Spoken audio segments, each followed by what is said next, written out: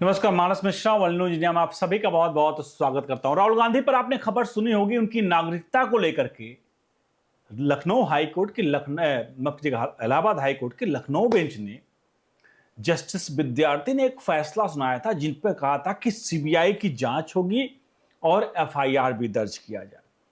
लेकिन उसके कुछ 24 घंटे के भीतर पहले तो एफआईआर और सीबीआई जांच को रोकते हैं और 48 या 72 घंटे के भीतर वो खुद उस केस से हट जाते हैं।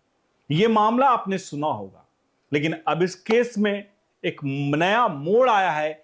चूंकि जस्टिस विद्यार्थी उस केस से हट गए थे, अब नए यहां पर जज आए, नए जज ने सुनवाई की है, जहां कई मीडिया रिपोर्ट्स आई कि गृह मंत्रालय ने 4000 पन्नों का राहुल गांधी की नागरिकता को लेकर के इलाहाबाद हाईकोर्ट की लखनऊ बेंच में जस्टिस विद्यार्थी के सामने डॉक्यूमेंट्स सौंपे थे, दिखाए थे, जिसके आधार पर जस्टिस विद्यार्थी ने यह फैसला लिया था।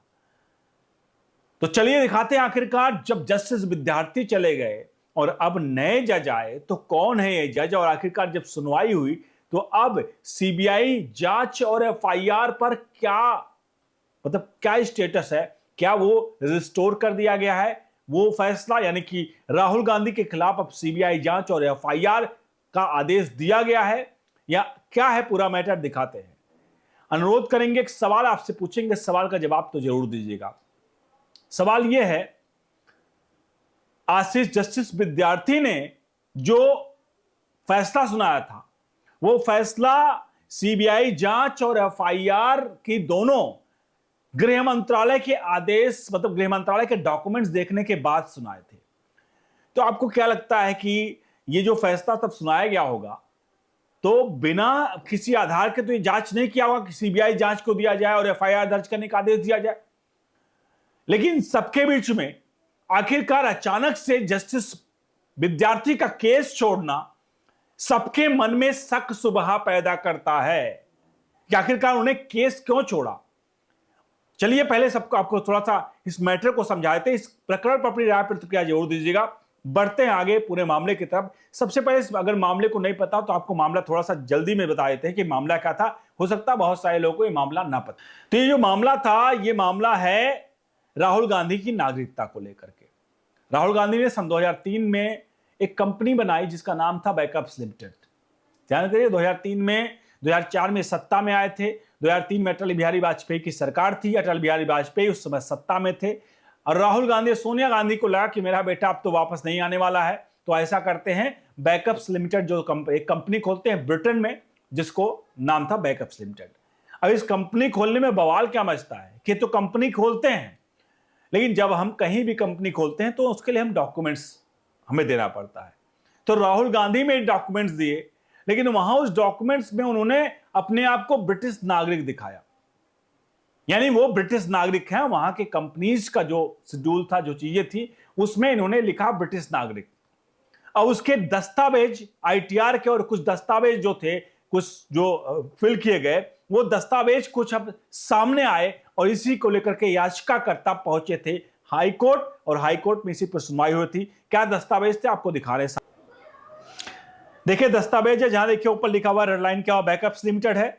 यहां पर पीरियड देखिए दिखाया गया है 2006 का, 21/8/2006 का ये जो कंपनी का एनुअल रिपोर्ट रिटर्न है, ये फाइल किया हुआ है। और देखिए सबसे नीचे 2 रेड लाइन सर्किल में किया गया है। एक राहुल गांधी, देखिए उसमें लिखा ब्रिटिश नागरिक, नेशनलिटी ब्रिटिश और कंपनी डायरेक्टर, और इसके अलावा एड्रेस लिखा देखिए दिया गया है यहाँ पर हैम्पशायर, यानी कि वो लंदन का ही है। इसके अलावा देखिए पहला 2006 का आईटीआर है और इसके बाद वाला देखिए 2005 का आईटीआर है, यानी कंजिक्यूटिव एक के बाद एक आईटीआर है साल के। दोनों में देखिए नीचे एक सेम कॉपी है, पहले साल की है, दूसरे साल की है। दोनों का देखिए 363A ही फॉर्म है और दोनों में देखिए नागरिकता ब्रिटिश लिखी गई है। ये 2 इसलिए दिखा रहे हैं क्योंकि कोई ये ना कहे कि भैया टेक्निकली कहीं ब्रिटिश लिख दिया, गलती हो गई हो। यहां लगातार 2 में ब्रिटिश लिखा गया है और जाहिर सी बात है कोई अंधा या ऐसा नहीं रहा होगा कि डॉक्यूमेंट देखने के बाद किसी की नेशनलिटी ब्रिटिश लिखी हुई है तो गलती से भी मिस्टेक हो गई, ऐसा तो नहीं होना चाहिए। गलती से भी मिस्टेक नहीं हो सकती, यानी कि ब्रिटिश नागरिकता थी। और अगर ब्रिटिश नागरिकता थी तो आपको पता है इस डॉक्यूमेंट्स में तो जाहिर सी बात है राहुल गांधी ने ब्रिटिश नागरिकता के सबूत सौंपे होंगे। और अगर राहुल गांधी ब्रिटिश नागरिकता के सबूत सौंपे थे, इसका मतलब तो उनके पास ब्रिटिश नागरिकता थी। अगर ब्रिटिश नागरिकता थी तो भारत में दोहरी नागरिकता का कोई प्रावधान नहीं है कि आप भारत के भी नागरिक हों और किसी और देश के नागरिक हों। आप जाकर के कहीं और की नागरिकता ले लीजिए, जैसे ही आप नागरिकता लेते हैं स्वतः ही भारत की नागरिकता समाप्त हो जाती है। तो ऐसे में राहुल गांधी ने ब्रिटेन की नागरिकता 2003 में ली या उससे पहले ली, तो जाहिर सी बात है भारत की नागरिकता स्वतः ही समाप्त हो जाएगी। यही मामला है कि राहुल गांधी हिंदुस्तानी नहीं विदेशी हैं और ये डॉक्यूमेंट्स दिखा रहे हैं और यही पूरा आधार बना। अब इस पूरे मामले का अब तक स्टेटस क्या और नए जज ने क्या क्या, उसकी तरफ बढ़ते हैं। आपके सामने देखिए अब तक के स्टेटस बताए थे एक लाइन में, आप देखिए अब तक के स्टेटस क्या है जो अब तक पूरे मामले में हुआ। राहुल गांधी की कथित दोहरी नागरिकता का मामले में इलाहाबाद हाईकोर्ट के लखनऊ बेंच में हाल में घटनाक्रम इस प्रकार है। एफआईआर का आदेश और रोक। जी हां, जस्टिस सुभाष विद्यार्थी की बेंच शुरुआत में राहुल गांधी के खिलाफ एफआईआर दर्ज करने और सीबीआई जांच के मौखिक आदेश दिया था। हालांकि लिखित आदेश पर हस्ताक्षर होने से पहले ही कोर्ट ने इसे रोक लगा दिया था। फिर जज का फैसला पलटने का कारण था कि कोर्ट ने पाया कि 2014 में ऐसे ही कानून के फैसले के अनुसार आरोपी राहुल गांधी को नोटिस जारी किए बिना उनके ऊपर खिलाफ एफआईआर आदेश देना उचित नहीं था। अतः उन्होंने पहले राहुल गांधी को नोटिस जारी करने का, उनके पक्ष सुनने का निर्णय लिया। यह फैसला 24 घंटे के भीतर आया। उसके बाद 72 घंटे के भीतर अगली लाइन जो है, जज ने सुनवाई को अलग कर लिया। लगभग 72 घंटे के आसपास में इसी दौरान याचिकाकर्ता एस विघ्नेश शिशिर द्वारा सोशल मीडिया पर की गई कुछ टिप्पणियों से आहत होकर जस्टिस सुभाष विद्यार्थी ने खुद को सुनवाई से अलग कर लिया और उन्होंने मामले की फाइल को मुख्य न्यायाधीश के पास भेज दिया ताकि नई बेंच का गठन किया जा सके। ये अब तक का मामला था जहां पर जस्टिस विद्यार्थी ने इस केस को छोड़ा। अब जस्टिस विद्यार्थी के केस के छोड़ने का दो प्रमुख सबसे बड़ा सोचिएगा। एक तो जस्टिस विद्यार्थी ने 24 घंटे के एफआईआर क्या किया, स्टे कर लिया कि भैया एफआईआर उसको सीबीआई जांच के लिए हम राहुल गांधी के वक्त देते हैं। वो 3 दिन का वक्त देते हैं राहुल गांधी को, लेकिन 3 दिन का वक्त दिया कि राहुल गांधी पर सुनवाई हो। उससे पहले क्या प्रेशर आया क्या नहीं आया वो तो अलग बात है, लेकिन जस्टिस साहब ने कहा, विद्यार्थी साहब ने, कि मैं इसलिए इस केस से अपने आप को हटा रहा हूं क्योंकि जस्टिस जो याचिका करता है, जस्टिस विघ्नेश, माफ कीजिएगा, वकील विघ्नेश शिशिर, वो सोशल मीडिया पर टिप्पणी कर रहे थे इस केस के बारे में, इसलिए मैं इस केस से अलग करता हूं। अब सवाल यही है कि अगर इस तरह से केस अगर जज साहब लोग छोड़ने लगे सोशल मीडिया की टिप्पणी देख करके, तो फिर ये जो 5 करोड़ की संख्या है केस की, वो 50 करोड़ तो पहुंच ही जाएगी, क्योंकि हर एक व्यक्ति आजकल कुछ भी हो रहा तो सोशल मीडिया पर लिख दे रहा है। ऐसे में मुझे लगता है जस्टिस ने जो बात बताई कि भाई याचिकाकर्ता ने इस पर सोशल मीडिया पर टिप्पणी की, तो जस्टिस विद्यार्थी को क्योंकि इतना कुछ हो चुका था, मिनिस्ट्री ऑफ होम अफेयर्स ने डॉक्यूमेंट सौंपे थे, आपने देखे थे, बहुत कुछ हुआ था, बहुत सुनवाई हुई थी और आपने बिना देखे एफआईआर के और सीबीआई जांच का आदेश नहीं दिया होगा। जब इतना कुछ हो गया था और मान लीजिए किसी याचिकाकर्ता ने आपके जो हैं उन्होंने एक ऐसी टिप्पणी कर भी दी, तो आपको कम से कम बुला के उनको यह कहना चाहिए था, डांट फटकार लगानी चाहिए थी कि आपने कैसे कह दिया। आपको उन पर खिलाफ कोर्ट ऑफ कंटेम्प्ट का करना चाहिए था कि आपने कैसे हमारे फैसले को कुछ आपको कार्रवाई करनी चाहिए थी। लेकिन आपने क्या किया, आपने कहा मैं इस केस से अलग करता हूं चूंकि आपने सोशल मीडिया पर टिप्पणी की। अब यहीं पर लोगों के मन में क्वेश्चन मार्क बहुत बड़ा वाला आता है कि भाई अचानक से इस तरह से कैसे केस छोड़ना। पहले आपने एफआईआर को कहा कि भैया 24 घंटे में स्टे लगाते हैं, फिर राहुल गांधी को नोटिस जानने की बात की, फिर अचानक आपने अपना केस छोड़ दिया। बड़ा सवाल यहीं पे खड़ा होता। बहरहाल इस केस में जब वहां पर स्टे हुआ, मामला चीफ जस्टिस के पास गया, इलाहाबाद कोर्ट के, उसके हाई कोर्ट के, तो उन्होंने क्या किया, नई जज का मतलब उसका गठन किया।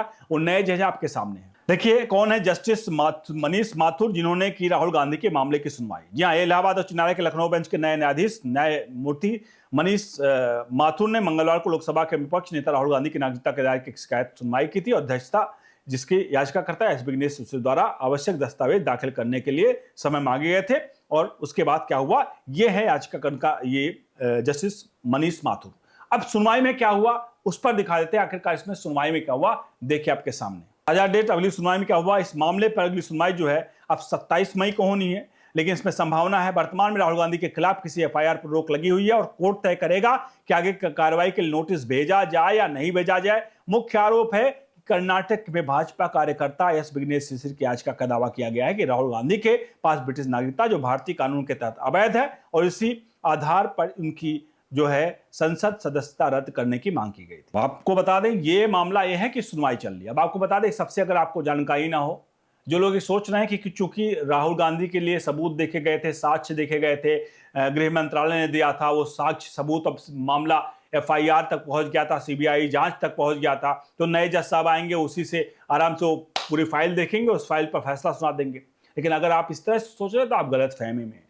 हमारे देश का कोर्ट और न्याय मतलब न्यायपालिका जिस तरह से चलती है, उसका ये रूल है कि जब भी कोई जज एक केस सुनवाई करता है तो उसको अंतिम फैसले तक उसमें रहना पड़ता है। अगर वो अंतिम फैसले तक नहीं रहता है, मतलब जब से सुनवाई किया कोई भी, मान लीजिए 3-4 जजों की उसमें से एक भी गया, तो पूरी की पूरी कमेटी भंग होती है और फिर से नए सिरे से सुनवाई होती है। मतलब इस केस में जस्टिस विद्यार्थी गए, छोड़ा, तो जो भी उनके केस में जो भी चीजें, जो भी फाइंडिंग आई, जो भी सबूत आए, जो भी साक्ष्य आए, वो सब कुछ नल एंड वाइड, मतलब बेकार है। अब नए जज साहब सब कुछ देखेंगे, एक एक चीज देखेंगे और फिर से वो गृह मंत्रालय को बुलाएंगे, क्या बुलाएंगे, वो अपना विवेक है, कानून के अनुसार वो करेंगे और फैसला लेंगे। लेकिन एक बात यहां पता है कि क्योंकि यस विघ्नेश शिशुर को एक रास्ता दिख गया। अब रास्ता यह है क्योंकि यस विद्यार्थी साहब ने भले वो अपने आप को केस से अलग कर लिया हो, जज साहब ने, लेकिन उन्होंने जो जो स्टेप किए, जो जो डॉक्यूमेंट्स थे, जो जो चीजें थी, वही साक्ष्य अब एस विघ्नेश शिशिर के लिए इजी है कि वो वही साक्ष्य को उसी तरह से प्रस्तुत करेंगे। फिर से गृह मंत्रालय के डॉक्यूमेंट्स मंगाए जाएंगे और गृह मंत्रालय के लिए भी इजी है कि जो फाइल तब दिखाई तो वही फाइल लाकर फिर दिखा दी जाएगी और मामला होगा। तो ये थोड़ा सा स्मूथ हो जाएगा, लेकिन समय लगना तो तय है, क्योंकि राहुल गांधी की नागरिकता है, राजनीतिक दल के बड़े नेता, लीडर ऑफ अपोजिशन का है। अगर यही कोई व्यक्ति विदेशी होता, भारत कोई आम नागरिक होता, तो अब तक शायद वो जेल के सलाखों के पीछे होता। और ये बड़े लोग हैं, बड़े लोगों के साथ कितना भी कर लीजिए, राजनीति है, कुछ है, लेकिन इन लोगों को जेल में भेजना आसान नहीं, बहुत टेढ़ी खीर है। बने रहिए न्यूज इंडिया के साथ। बहुत बहुत धन्यवाद।